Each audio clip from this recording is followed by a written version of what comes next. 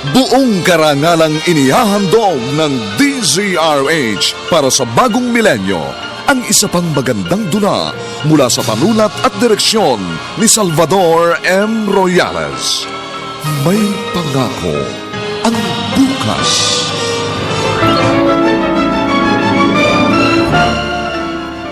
Mga wala silang puso! Malibang ipaglaban ng pagmamahal, hindi ba tayo pwedeng magsama at maging masaya? Bakit pinagkakaisa nila tayo? Hanggang kailan nila tayo titigisan at pahihirapan? Galit ba sa atin ang mundo? May pangako ang bukas. Kasaysayan ng mga kaluluwang lupaypay na ang pusong hapong-hapo sa tindi ng malabis na pagdurusa. Subalit sa kabila ng lahat, huwag kalilimutang paglipas ng isang dapit hapon ay sisikat ang araw na magsisilbing tanglaw sa sinumang tinakasan na ng kawalang pag-asa. Dahil sa likod ng mga hinagpis ay may naghihintay na ligaya. Sa bawat kabiguan ay may makakamit na tagumpay, laki pang pangarap na sa bawat himaymay ng laman ay muling mabuhay ang dugong nananalaytay sa mga ugat at unti-unting mauusal ang mainspirasyong mga katagang. May pangako ang bukas. May pangako ang bukas. Isa na namang natatanging dulang pangradyo na inyong aabangan at kalulugdan, mag-iiwan ng mga magagandang halimbawa at aral. May pangako ang bukas.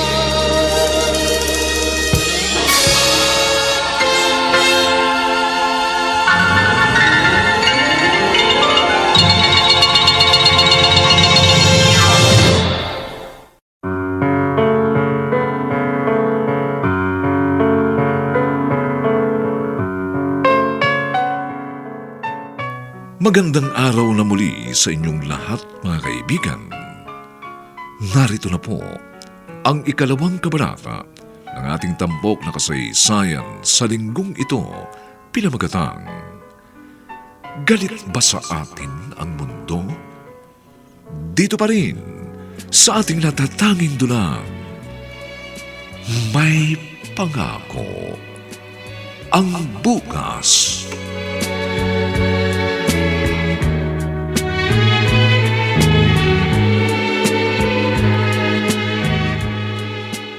Hindi ka na tinanggap ng lolo mo. Tapos, ayaw rin ng nanay ni Justin na doon kayo sa kanila? Oo, Doti. Paano na yan? Ewan ko. Oh, saan kayo tumutuloy ngayon ni Justin? Sa sirang jeep na nandun sa may lumang garahe, malapit sa tambakan, doon kami natutulog ni Justin. Paano pagkain nyo? Umiiskora siya sa tropa niya, pero naghahanap na kami ng mapapasukan. Kahit ano, basta magkaroon kami ng trabaho. Ikaw naman kasi, friend. Ano ka ba naman, Dorothy? Sisisihin mo pa ba ako? Kaya namin to ni Justin, basta walang iwanan. Oh, ba't ganyan ka makatingin? Naaawa kasi ako sa'yo, Besh. Paano pa matutupad yung mga pangarap mo kung may asawa ka na? Kapag nagkaanak pa kayo, paano na? Kaya niyo bang talaga? Kakayanin namin.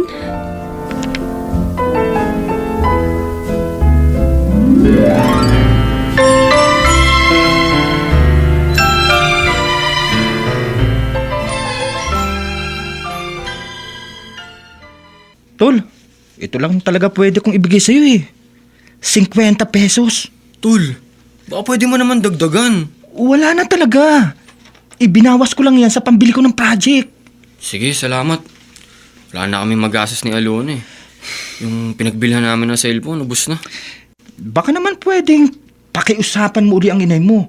Masama lang loob nun. Kaya ayaw niyang doon kayo tumira. Baka humupa na ang galit niya ngayon. Kilala ko si inay. Hindi basta nawawala ang galit nun. Kaya pag sinabi niyang hindi kami pwede sa bahay, di talaga pwede. Pero tol, Kaya nyo ba talagang tumira dun sa loob ng sirang jeep? Kaya yun. Ang mahalaga, magkasama kami. Saka naghahanap na rin ako ng mapapasukan.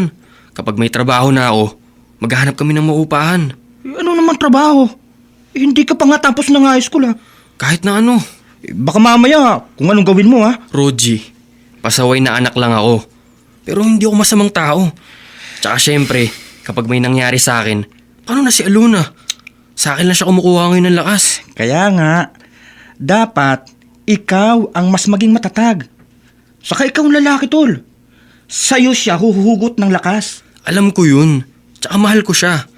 Hanggat makakaya ko, hindi ko siya pababayaan.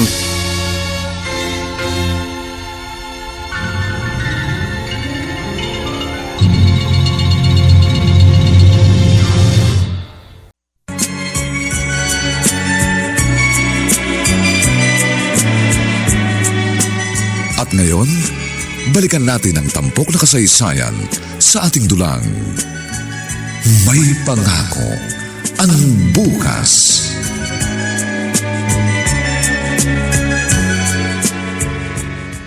Buti dumating ka na, Justin.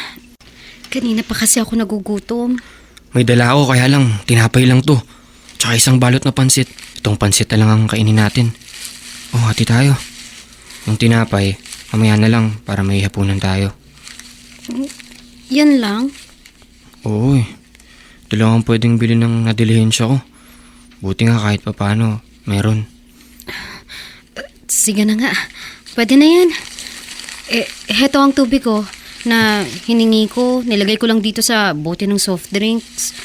Damihan na lang natin ng inom para mabusog tayo. Pasensya ka na, Alona. Huwag kang mag-alala. Naghanap na ako ng trabaho. Bukas, pinababalik nila ako. Magkakatrabaho ka na? Oo, sa isang restaurant. Tagahugas ng plato. Kahit paano, makakalibre tayo ng pagkain dun. Kapag may tira sila. Ako naman, hahanap din ako ng mapapasukan. Sigurado ka? Oo naman, magtutulungan tayo. Oh, buksan mo na tong pansit para makakain na tayo. Gutom na rin ako eh.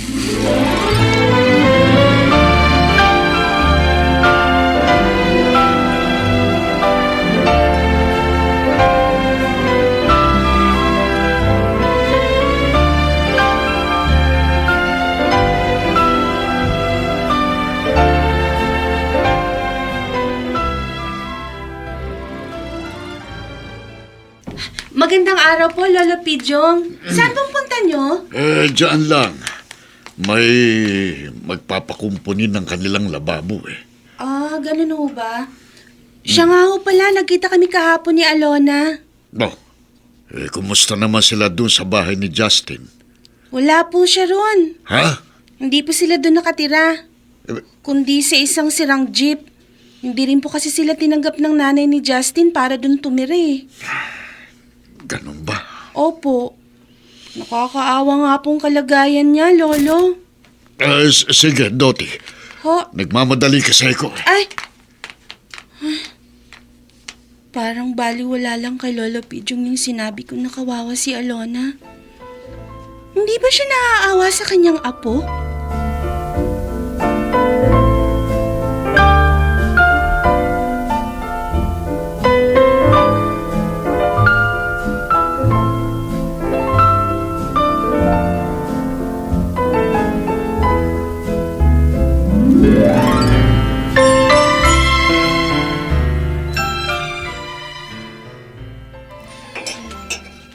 Ayusin mo naman ang paghugas. Ang bagal mo na nga, hindi pa malinis. Amoy ulam pa rin. May sabon pa tong plato. Ano ba yung paghugas na yan? Ma'am, uulitin ko na lang po. Abay, dapat lang. Oh, itong smart dishwashing liquid ang gamitin mo. Huwag kang gamit ng bareta. Justin, kaya ka namin kinuha para mapadali ang trabaho. Pero lalong nagiging mabagal. Gaya niyan. Uulitin mo na naman. Ayusin mo! Opo. Sorry po. Mukhang di ka naman marunong maghugas. Aayusin ko na po. Pagbutihin mo dahil madali kang palitan.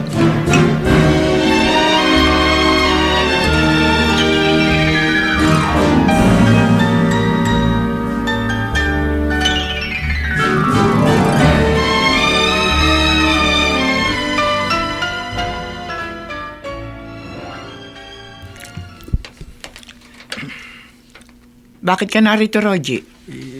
Baka po kasi gusto nyong malaman kung nasaan po si Justin. Hindi ako interesado. Po? Sige na, umalis ka na. Marami pa akong gagawin. Pero... Ang kaibigan mo ang pumili ng buhay na gusto niya. Kaya bahala siya. Kung ano man ang dinaranas niya ngayon, panindigan niya. Dahil yon ang ginusto niya.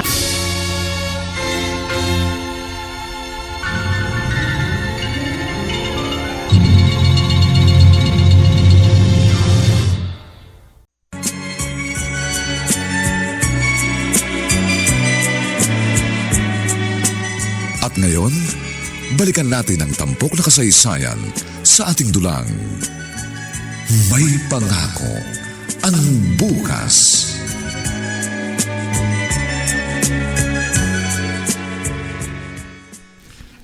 Nalaman ko dito ka nagtatrabaho sa restaurant na ito. Kaya naisipan ko, dalawin ka. Baka may klase ka pa ha? Wala na. Maaga kaming pinauwi dahil may meeting ang mga teachers. O ano, tol? Kamusta ka na? Ayos lang. Sigurado ka? Oo. Uy, siya nga pala. Nakausap ko yung inay mo. Alam ko nang sinabi nun sa'yo. Bahala ako sa buhay ko. Tol, masama ang loob niya sa'yo. Alam ko. Kaya nga ayaw niya kaming patirihan ni Alona sa bahay. Kaya kanyang tikisin? Ganon si inay. Kaya wala akong magagawa. Hindi rin ako papayag na paghiwalayin niya kami. Mas pipiliin ko si Alona. Dahil masaya akong kasama siya. Pero sana, tol, natuto kayo maghintay. Andito na to. Wala na kami magagawa. Naku, nawili na ako sa pakikipagkwentuhan. Pabalik na ako dun sa loob, tol ha. Baka hinahanap na ako ng amo ko eh.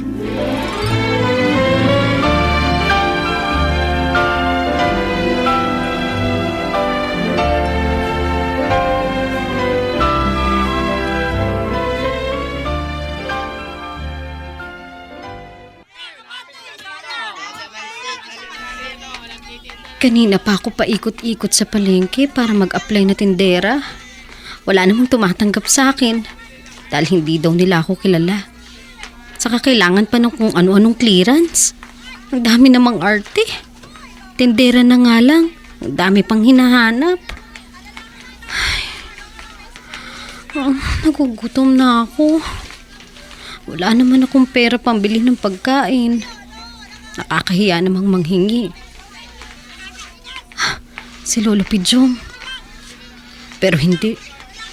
Masama ang loob niya sa akin eh. Hindi ako tatanggapin nun. Lalo na kung kasama ko si Justin. Hindi ko naman siya kayang iwan. Kaya namin to. Hindi kami pwedeng maghiwalay. Buti na lang, nakakapag-uwi ka ng tirang pagkain. Oo, bigay sa akin yan ng amo ko. Halika, kumain na tayo. Sige, mauna ka na. Hindi mo ba ako sasabayan? Kumain na ako.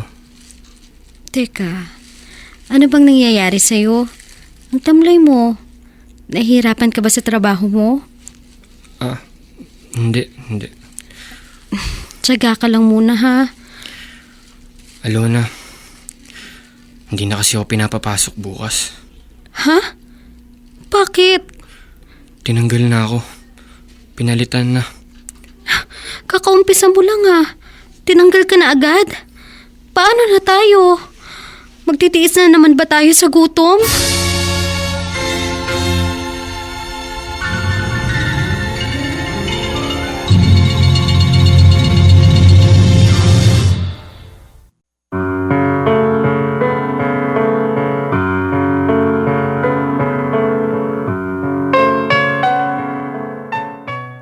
Hanggang saan kayang tiisin ni na Alona at Justin ang hirap na kanilang pinagdaraanan?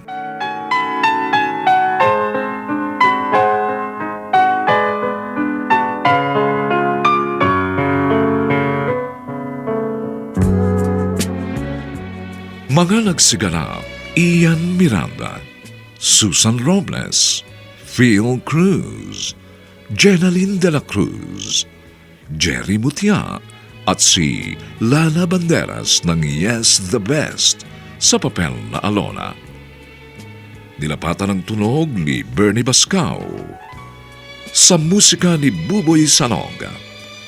Superbisyong teknikal ni na Eric Lucero at Bong Muyar. Ang ating kasaysayan ay mula sa panulat ni Gani J. Halamanan at sa direksyon ni Maynard Landicho Jr. Ito po ang inyong kaibigan June Martin Legaspi, nag-aanyayang huwag po ninyong kaliligtaang sundan at pakinggan ang mga susunod pang papainit na kabanata ng kasaysayang ito. Galit ba sa atin ang mundo? Dito pa rin, sa ating natatanging dunang, may pangako ang bukas.